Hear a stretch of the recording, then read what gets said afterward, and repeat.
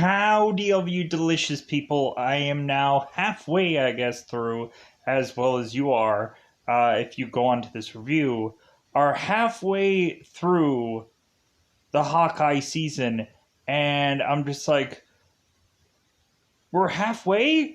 Like, it feels like we haven't even scratched the surface of this show. It feels like we have accomplished nothing but eventually just having us get a, hey, look at this new Kate Archer character. Isn't she great? And that's really it.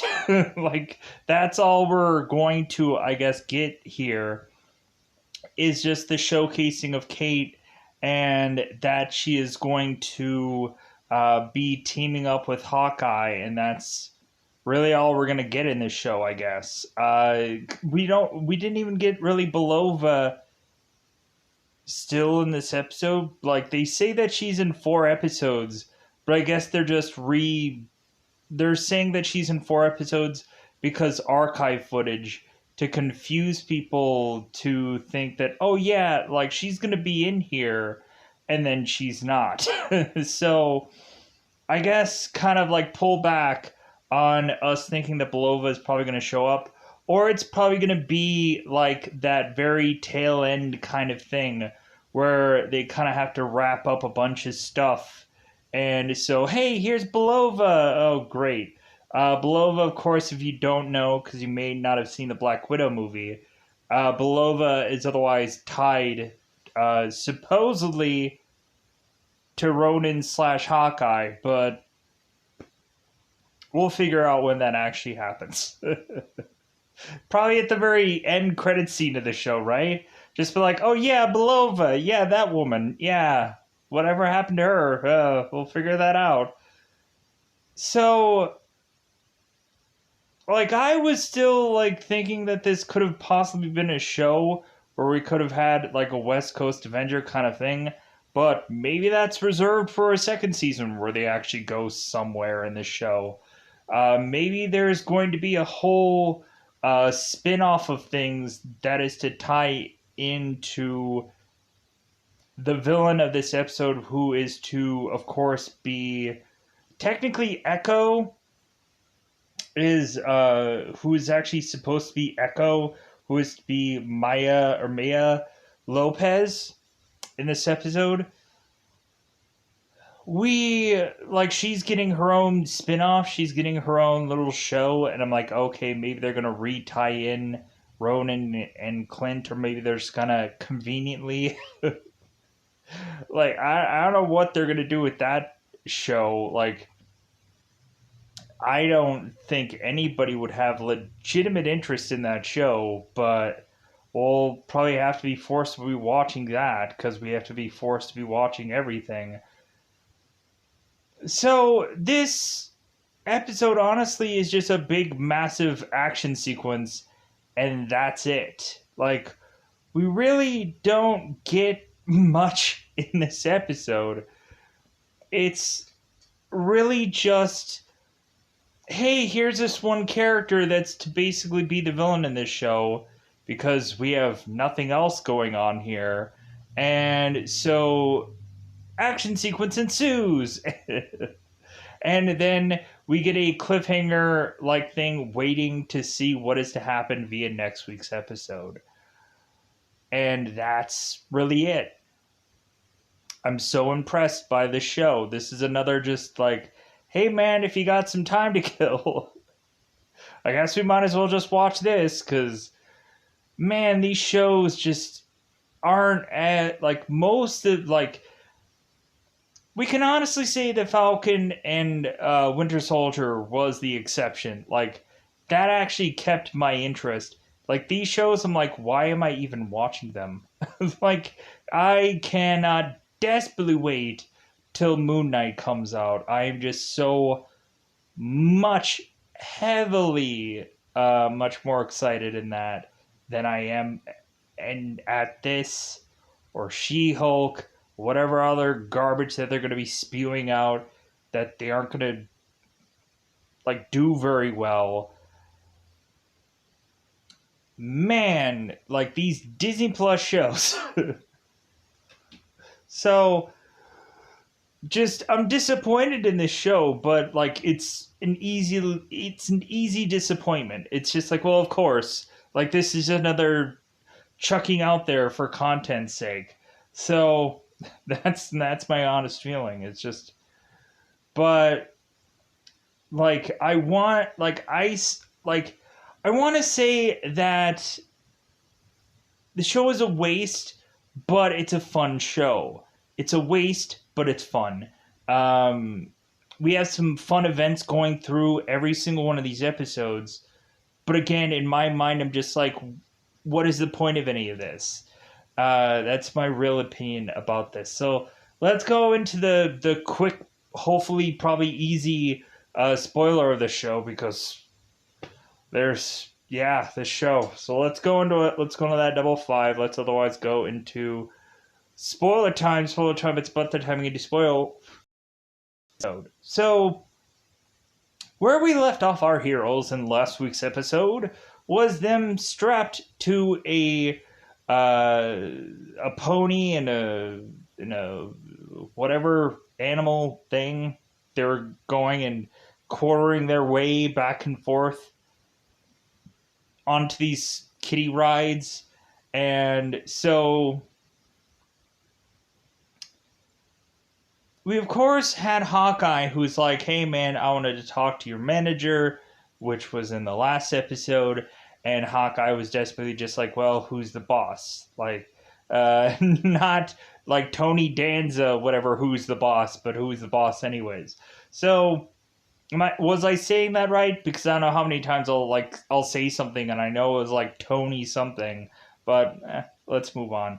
So we end up having Maya Lopez, who of course is to appear here, and now we have to have a whole entire backstory of this character to just because main villain. So Lopez is to, of course, go to school when she was very young, and we are to find out that she can't hear, that she's deaf. I'm like, ooh, this is kind of interesting. Like this, like I like the kind of diversity in this show, where you of course have a person who has struggled all their life with being able to hear, but quickly this girl was to be taken upon to read people's lips. So I'm like, oh, okay, so she's struggling, but like she'll figure it out. So her father is going on and telling her about dragons, and I'm like, wait a minute, is Echo gonna like immediately when I hear the word dragons is Echo gonna weirdly be tied into like Shang-Chi for whatever goofy reason? Because like I've seen dragons in Shang-Chi, so I just thought that was a weird goofy reference there.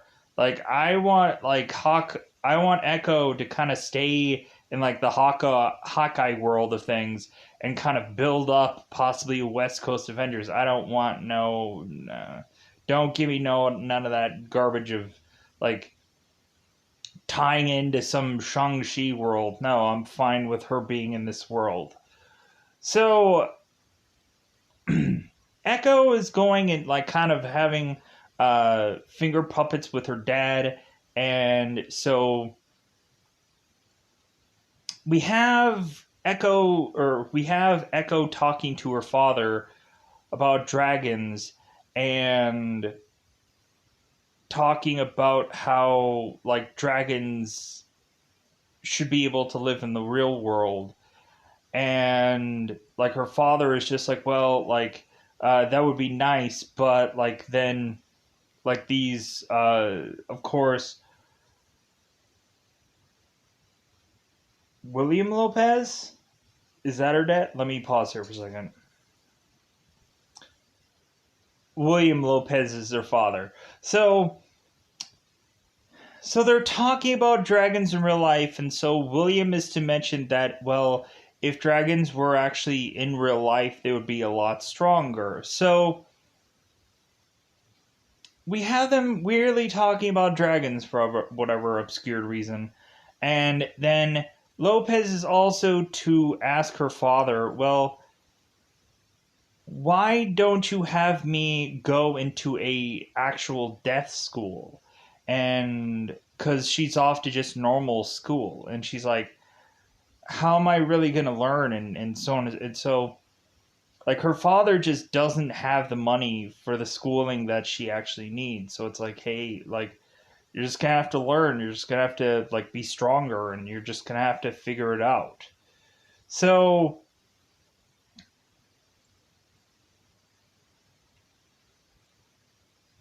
pushing on. So Lopez is to go on and go to this karate class, and so it seems like this one kid is going and kind of taking out certain opponents and stuff like that. And so William, of course, is talking to his daughter about, like, hey, like, it's not all about, like, how big somebody is. It's just, like, speed and whatever. So, like, try and take him down. So Lopez, of course, goes up there and is to, like, go on and, I guess, take this person of her past down, because he ends up just kind of looking at her leg. It seems like every time anybody is to fight this woman, they are to weirdly look at her, like, mechanical leg that she is to have, instead of actually looking at her. And so they kind of really lose, like, they kind of lose their focus when they're looking down at this girl's leg for whatever reason. So, cue us fast forwarding to Lopez as a much more older, like, I would probably have to, like, I don't know how old this woman really is. And so, like, Lopez would probably have to be in her probably 20s. I don't know. Compare, like, whatever it is to when Ronan, because when Lopez was young, it was like 2007. I don't know what Marvel movie that ties into, and I could really care less. But we have it where Lopez getting to an older age is about roughly when Hawkeye was to be Ronin. So the basically year roughly that like Endgame came out was rough. So, like, some time has passed here. So Lopez is to go on and find that someone had broken in to her father's place, which we find out that William is actually to be a previous leader, because he is to die here, of the Tracksuit Mafia. And so Echo is to, of course, take on the mantle and go after Ronan, because he had killed her father, sadly enough. So, cueing us going to now current time, where Echo is going to confront Hawkeye and Kate. Like, what could we even call these characters? Could we both just call them Hawkeye at this point? No, because Kate hasn't really earned her code name yet, and neither has, like, Clint has been just Clint, because he's also been Ronin, but also has been Hawkeye. So, anyways,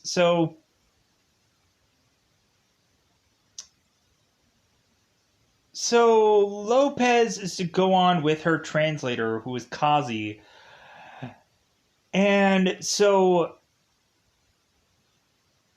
it seems that Lopez is immediately find that Clint is to have this hearing aid, and this is to play a factor into this episode.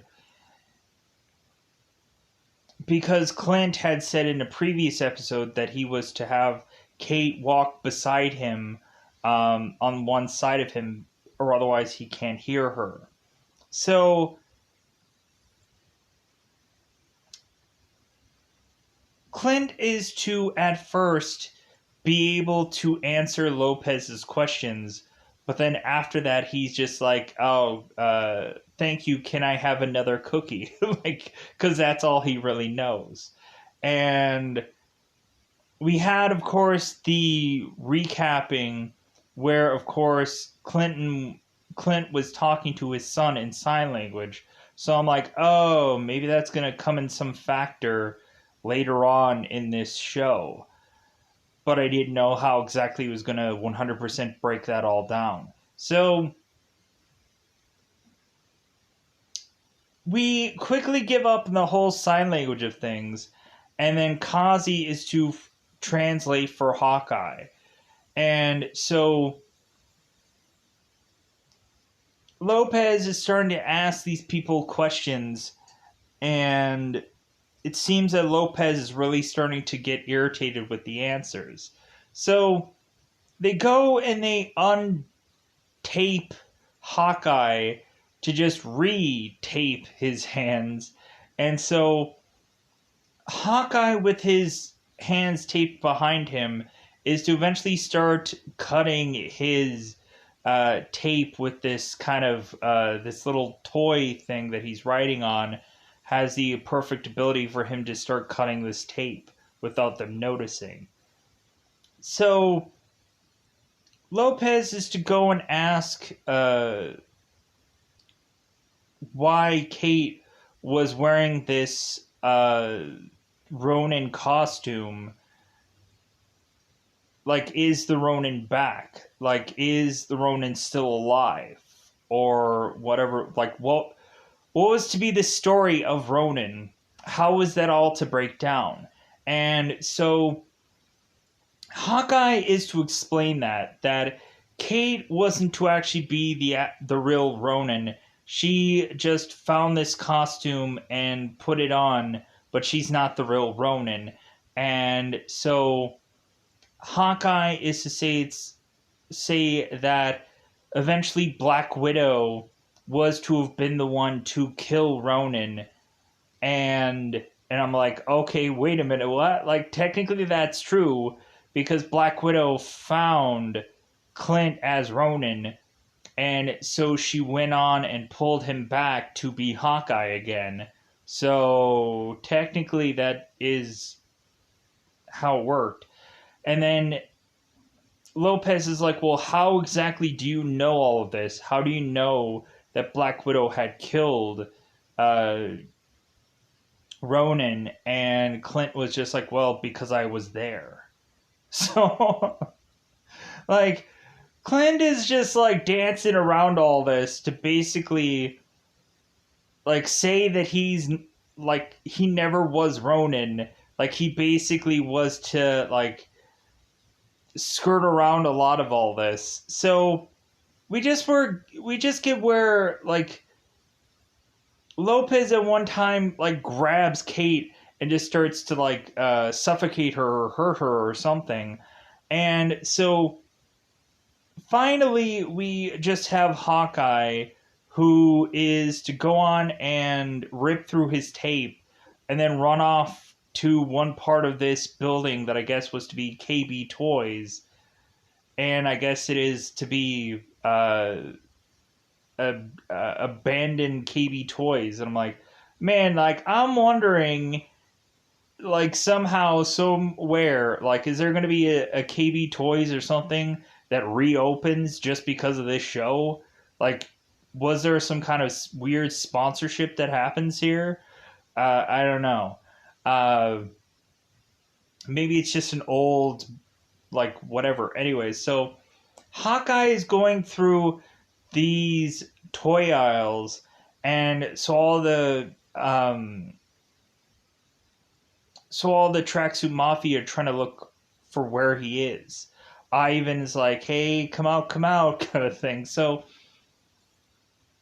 Hawkeye is to go and chuck some teddy bears at some of these guys, because he technically does not have his arrows on him. And so he's hopping over these like shelving units, and he's eventually going on and trying to make his way to make it back to his arrows so that we can go on and try to make it to his arrows so he can fend off all these people, because all of them have guns here. And so Kate is yelling for Hawkeye that it's like, hey man, like, I need, like, could you help me out? Like, how is it that you got your tape off so easily? Because Kate is just still stuck there. So Hawkeye is fighting, of course, Lopez. And so Lopez ends up going on and taking Clint's ear piece out and crushes it. And so now Clint can't hear anything. And like, I really do, like, I have a lot of fun time with this whole like Clint Barton and Kate moment where we consistently have Clint who's just repeating everything that Clint or everything that Kate is saying. Clint is just repeating it basically back to her, not realizing that she had said it. And I thought that that was actually such a fun thing about this episode, even though a lot of people might just be like, like I guess they're two minds about everything, I guess. So Clint is going off and breaking into this one part of this office to go and find his arrows. And of course, Lopez is to get this other arrow or this other bow that is Kate's. And so they're kind of fighting it out. So Clint is, of course, using his trick shots. And we, of course, have Kazi, who is just having a gun to Kate. So all of a sudden, Hawkeye is to get out his arrows and is to be able to kind of like barely graze Kazi to where he kind of like is to just kind of like, hey, what was that? And then Kate ends up getting free. And so we push on to have now Clint using all of his arrows to try to take everyone out, or to figure out a way to just kind of use his arrows in the best way that he possibly can, because like a lot of these aren't exactly like the best arrows, so to speak. So Clinton and Kate run out of the building, and so Kate is like, well, hey, how about we use this charger? Like, how about we go and like hotwire this charger? And Clint's like, no, I'm going to go and want to use another car. And so they end up, I think, stealing a Cadillac. I say that with question because I don't know cars all that well. And if I'm correct about that, like, good for me. But if I'm wrong, it doesn't really matter.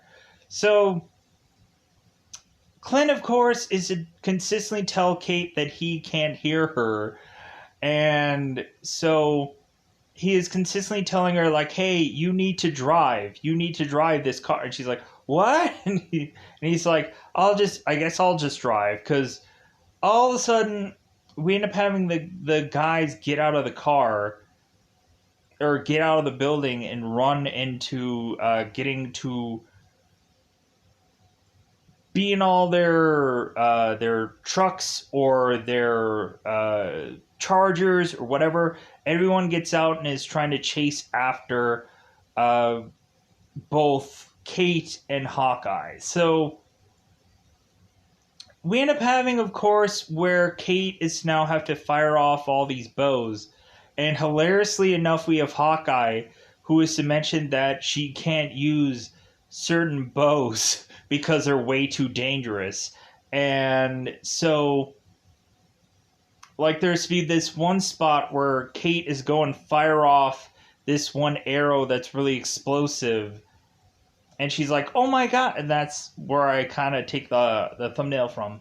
But Kate is like, oh my god, like, that arrow was less dangerous than your other ones? So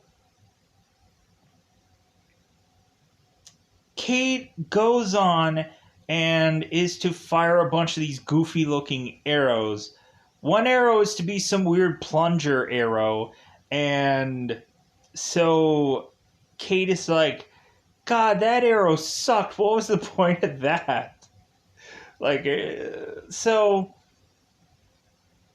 Kate continues to fire these arrows, and so one arrow is to be this kind of like Play-Doh like arrows, or Play-Doh like arrow that all of a sudden has like all the windshield on this one car like being filled up with all this like purple goop, and so like of course this car can't see where it's going. So we kind of just keep using up all these goofy arrows that are actually really fun. We have Clint who is to go and give Kate some acid arrows, and she fires them away, and to knock out the traffic light. So we continue to use these goofy arrows. Lopez eventually goes on to make her way back, driving side by side with Clint, with his car. So Kate all of a sudden is to see her bow in Lopez's car, and so Kate is to grab it. She's like, "Hey, this is mine." So now, of course, like Clint weirdly is starting to like lose the ability of having like useful arrows because they've really just started to, I guess, fire off a lot of them, and so we get to where Kate is to go and fire off another arrow, which is to create some kind of purplish smoke into Lopez's car and kind of stops them from getting anywhere. But there is to be, of course, this one truck that is coming down to try to get to both Kate and Hawkeye. So now we have Hawkeye who is to have to time Kate's arrow perfectly. And so Hawkeye is to tell Kate to fire off her arrow at a certain kind of in a certain kind of way. And so Kate is firing off this arrow that is to be really, really high. And so Clint goes and fires and hits that arrow with this Pym arrow that is to make this arrow gigantic. And so I'm like, man, there's so many Ant-Man references that we have to have in this show. But like, when really also looking at it, we have so many times where like we also have to say that like that both Renner and like Paul Rudd, they're good friends. Like, it's obvious that they like we had Renner who was at like one interview, and he had like Paul Rudd's face on his like shirt. Like, yeah, he's my friend. So like they just consistently have to figure out how to keep referencing Ant-Man in this show for whatever goofy reason. Maybe they're gonna tie Hawkeye somehow in to Ant-Man 3 because they have nothing better to do. Might as well just like figure out a way. Maybe Ant-Man could be a part of the West Coast Avengers. I don't know. We'll figure something out. We'll have fun with this. So all of a sudden, Clint is to take Kate's arrow and make it one massive arrow that all of a sudden is to crash into this one villainous green truck. And so now it seems that they have kind of taken care of all of the villains, and so now they have to try to figure out how they can get the heck out of here, with especially there being traffic in place, and Hawkeye had a convenient kind of swerve perfectly to not have him, of course, crash this car here. So now we push on to have both Kate and Clint go off to get Clint's hearing aid repaired, But before they go off to do that, we have Hawkeye, who is to receive a call, and he thinks it's Laura, but it's actually his younger son, who is to actually be Nathaniel, I believe. So Clint, Clint, of course, can't hear what his son is saying, and so all of a sudden, Kate is to kind of rush in and just be like, "Hey, like, I'm gonna translate for you what he's saying." And so Kate is just kind of writing everything down, and so Clint is like, "Oh, hey, thanks." So we have this whole dialogue here where like Nathaniel, I guess, is so or one of Clint's sons. I think it's Nathaniel, but like if I'm wrong, it's one of Hawkeye's kids. So because he says little boy, so I'm assuming it has to be Nathaniel. So Clint is going on and talking to Nathaniel, and maybe Nathaniel is just too excited because it's Christmas, and so like he's uh, wherever he is, he's just having problems sleeping or whatever. Maybe it's a different time zone from where they're at. I don't know. So Nathaniel is going on and saying like, "Well, hey, like, are you gonna be here for movie night?" And Clint's like, "Oh no, like I'm not gonna be here for movie night, buddy. But like, uh, but I'll hopefully be there by like Christmas sweater day. I hope I'll be there for that." And so, uh, Nathaniel's like, "Well, that's okay." Like, it's supposedly reading it through notes. Because I'm assuming that probably what ended up happening is he wanted to conveniently have some kind of reason for, like, Hawkeye to still have this kind of guilty moment with his, like, kids. But, like, they didn't really want to bother to actually have the kids on the phone because, like, they wanted to, of course, like, film this whenever. So like they just did this way, which is kind of nice to just kind of have this kind of approach because it's smart writing in my thought process. So Nathaniel is just supposedly mentioned through Kate's notes that he thinks that it's okay and that he'll like see him when he sees him kind of thing. So Clint is just to eventually hang up with his son, trying to like figure out how, like what he's to really say here, and so he's like, "God, like I'm just like, it's so awful that I can't spend time with my kids on the This freaking sucks." So Clint goes off, and of course, is to get his hearing aid repaired, and so we have this Kate just blah blah blah blah blah blah blah blah. Like we have both Kate and Clint who are of course like Kate is to mention it's like, well, hey, like you should have a much more prominent costume, and Clint is just like, well, you do realize that like the best thing that is to be about my job is that I don't have a costume that stands out.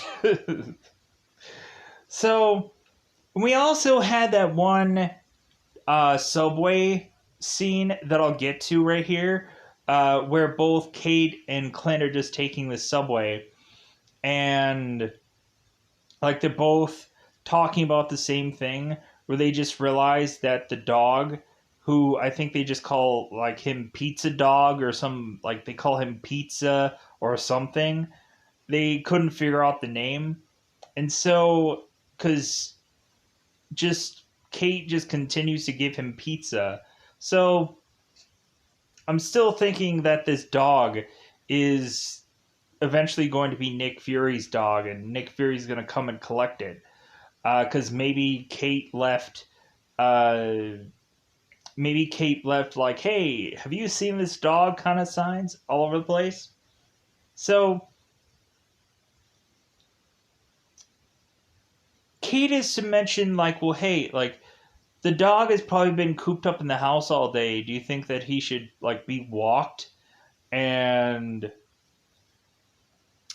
Clint comes to the exact same conclusion without, of course, hearing what Kate was saying. It's like there are two minds about the same things, or just the fact that like Clint has lines and Kate has lines, and like they basically have the exact same lines consistently. And so like it's kind of funny where like Kate and Clint were to consistently talk without him having this like hearing aid in, and Kate is like, "Oh, we're communicating," even though like he's basically the same thing that she was saying to him, and so it was kind of funny. So, but back into the restaurant where we now have to reference the original Hawkeye costume from the comic books. And so Kate is to draw the original Hawkeye costume out. And I just had a good chuckle about that because I'm like, yeah, of course they want to like give an Easter egg about re-referencing Hawkeye's original costume from the comic books, but he's not going to be doing something like that in this show, of course, because this is kind of a much more like current gen like thing, like or a current iteration of this character, where like we kind of hint about having Wolverine like eventually having his like mask like thing, but they're never gonna go and do that. Like you're never gonna put a mask on Hugh Jackman if Hugh Jackman is to ever still be Wolverine. Like he's been too long without like Wolverine has been a character that's been out for far too long that is to not have a mask on. And I think if they go on and ever reboot the X-Men with a new Wolverine, because that's a possibility, I really just don't. I think we're going to take a step back if we have a Wolverine that just weirdly has a mask on. Like I think that if they keep and do another X-Men-esh like Wolverine thing, like I honestly think they should just stick with the whole like no mask thing because I think it just works, but we'll see how that plays out. So Hawkeye is to, of course, uh, while Kate's talking, put his hearing aid in because he probably doesn't really want to listen to Kate. We have the one joke that Kate was to send via text to Clint and say like, "Well, hey, like, it's a good thing that your nickname was Hawkeye instead of Hawkeyear." And Clint is like, "Oh yeah, that's so funny. Delete." Because Clint told Kate, "It's like, hey, like." Like don't kind of over like text me, don't over call me or whatever, or I'm just gonna like block you and delete you and whatever. So like just don't test me. So uh so we push on, and so Kate is to go on and tell Hawkeye that he needs some kind of logo with his costume. And I'm just like, I don't think that that's ever gonna happen. So, but all of this is to eventually transition us to have Clint and Kate go off to Kate's security and to deal with Jake, who of course is the swordsman. And that's when the episode just finishes up. And I'm like, man, that, like, what? I was like, what the, like, what? Like, we have Kate, who is to mention that, like, Jake is to have, like, gotten rid of her sword like a pro, or to like go on and like be a swordsman that feels like very professional and so on and so forth. Like he pivied or whatever that he's supposed to do for a swordsman like a pro. So it's like this guy's been doing this for a while. I'm like, yeah, because he's a swordsman. Like you guys don't know that. Eventually, maybe someone will figure that out. But I don't know. We'll see how all this plays out because that's all I have time for, and that's all this episode was to really tell us. So I'm also going to get out of here because I don't remember how long the episodes actually are. So I probably said the whole 40 minutes and 40 minutes. So I'm going to get out of here. Bye, everybody. Bye, everybody.